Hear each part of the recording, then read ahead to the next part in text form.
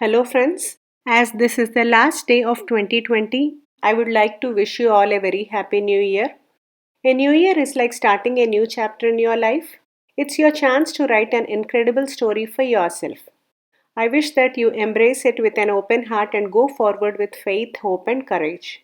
May your journey be wonderful. All the very best. Lazy Boy. Chinnappa lost his parents when he was just 5. They did not leave him much. Periyaswamy, who was a wealthy person of that place, took pity on the orphan and brought him home and looked after him. The boy was lazy even when he was young. He was prompt in only eating his meals. Soon he grew into a young man. One day, Periyaswamy called him and said, Chinnappa, I am becoming old and older day by day. Till now, I have brought you up without giving you an occasion to feel any want, and I never taught you how to earn your livelihood. I am afraid when I am gone, my children may not keep you with them, so I want you to work from today and earn. You begin by watering the plants around this house for 2 hours every day. Chinnappa was taken aback, for the place was full of trees and plants, and it was not an easy task to water all of them every day. He would only break his back, he feared. At the same time, if he did not work, he might not get any food from the house any longer. He had come to know of Sannyasi staying in the forest. Probably he would be able to tell him how to water the plants without exerting himself. Chinnappa went in search of the sannyasi. He was in his ashram. When Chinnappa presented his problem, he understood what was troubling the boy. Before you start working, the sannyasi advised him, go to the tree and hang yourself upside down, not for 1 day or 2 days, but a whole 6 months. Do you think you can do that? Chinnappa nodded his head and proceeded to the tree, only to find that there was already someone hanging upside down. Oh, so you too have the same problem as me? How long have you been at this exercise? First, untie me. I shall tell you everything after that, said the man. When Chinnappa freed him, he said, I didn't come here to do tapas. Someone brought me here by force, tied me to this tree by my feet, and went away. One night, but that was enough. You have no idea how much my legs were paining. I am glad you came this way and saved me. You mean to say it is very painful to hang upside down? Chinnappa could not believe his words. If in one night you have suffered so much pain, how could one do so for 6 months at a stretch? The man guessed that the youth was a lazy fellow. He thought he could make use of the boy. Look here, I am a thief. Would you like to join me? You will earn enough to buy at least one meal every day. But if you prefer to spend your time hanging from this tree, let your wish be carried out.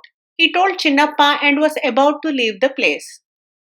Chinnappa thought for a while and decided that it would be better if he went along with the thief rather than suffer untold pain. He accompanied him to his hideout. The next night, the thief smeared black paint all over Chinnappa's body before they set out from their hideout. They entered a small house and stole whatever money had been kept there. They counted it. That's good, we have got 200 rupees. Let's share it half and half. We can now pull on for some days, said Chinnappa. That may not be possible, young man, remarked the thief with a glee. There are other people waiting for their share, like the informer who told me of the house and of the money I would find there. I must give him 50 rupees.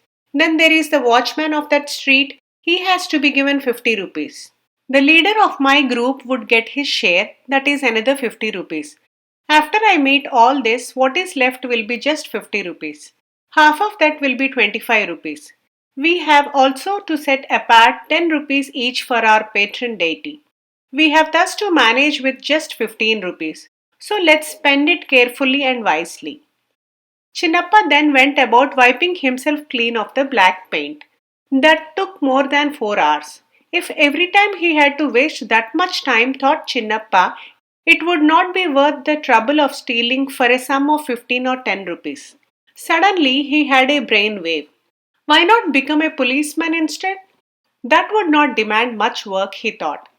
Then he met a policeman on the way. He requested him to help him get a policeman's job. This is my master's house, said the policeman. As per his orders, I am also attending to household chores, besides my regular work. If you are willing to substitute for me here, you can earn 200 rupees every month. That should be sufficient for you to live a comfortable life. What do you say? No, I don't want to do any household chores, said Chinnappa. If without such additional work, if I can become a policeman, do help me. I think you should go and meet Devasahayam. The policeman responded. He is running a training institute. He should be able to help you. Chinnappa then went to the training center and found that nearly 200 students were learning different trades there. He explained his requirement to Devasahayam. It's not that easy to become a policeman, remarked Devasahayam. He should be clever enough to catch a thief. That also calls for some physical strength and a lot of intelligence. One must be enthusiastic too. If you agree to acquire all this, we can start your training immediately. The training will be for 2 years. You must attend my classes during the day and at night. I shall put you to several tests and you must pass all such tests. Only then you can aspire to become a policeman. Chinnappa thought for a while. Is there any method by which one can lead a comfortable life without straining much? If so, please teach me that, he pleaded with Devasahayam. Devasahayam by now could guess what Chinnappa's problem exactly was. There's a wealthy gentleman here called Gajapati, he told the lazy boy. If you will keep him company for 2 hours in the morning and 2 hours in the evening telling him stories, he will give you 10 rupees every day. Why don't you go and see him? Chinnappa straightway went to Gajapati, who was so fat he had to lie down on a cot all the time. Chinnappa offered to tell him stories in the morning and evening for 2 hours each. Gajapati was glad that someone had really come forward to keep him awake with stories. Fortunately, he liked the stories Chinnappa told him. And the lazy youth was happy because he did not have to exert himself a bit.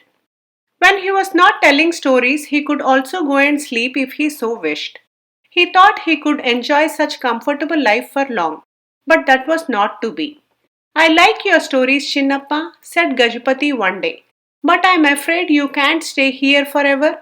You won't be able to continue telling me your stories. Chinnappa was now a worried man. Why? Aren't you able to pay me my salary anymore? No, it's not that, Gajapati explained. I have amassed enough wealth for 7 generations to come. I won't suffer from any want of money. In fact, my health has been my greatest enemy. I didn't have to exert myself all my life till now. So I became lazy and all my friends left me. I grew fat and fatter and was shadowed by diseases. Doctors advised me to reduce my fat, and that could be done only by cutting down on my food.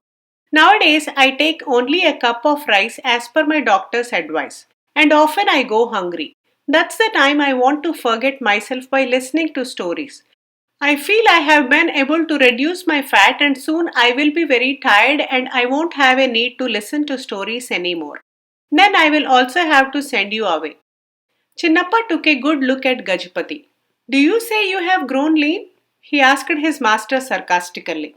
You should have seen me a month ago, said Gajapati. I was then very fat. I was unable to move my limbs. Now I can even walk. In another 2 or 3 days, I propose to attend to some work. You know what? I will water the plants in my compound morning and evening. That is what the doctor had advised me to do. Watering the plants? Exclaimed Chinnappa.